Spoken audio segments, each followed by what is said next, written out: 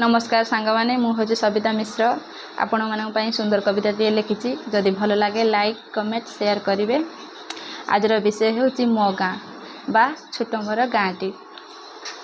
गाँ अटे मोर केड़े सुंदर मझिरे अछई त्रिकुटेश्वर। गाँ अटे मोर केड़े सुंदर मझिरे अछई त्रिकुटेश्वर। तापाखकु लगी बड़ देउल भोग दिया जाए क्षीर चाउल। तापाखकु लगी बड़ देउल भोग दिया जाए क्षीर चाउल। पाखरे आमर रहिची हाट हाटकु लगी आमरी चाट। पाखरे आमर रहिची हाट हाटकु लगी आमरी चाट। गाँ आगे मोर बड़ पोखरी पद्म फूल फुटी दिए झलसी। गाँ आगे मोर बड़ पोखरी पद्म फूल फुटी दिए झलसी।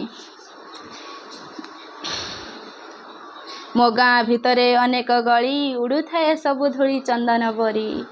मो गाँ भितरे अनेक गली उड़ू थाए धूली चंदन बरी।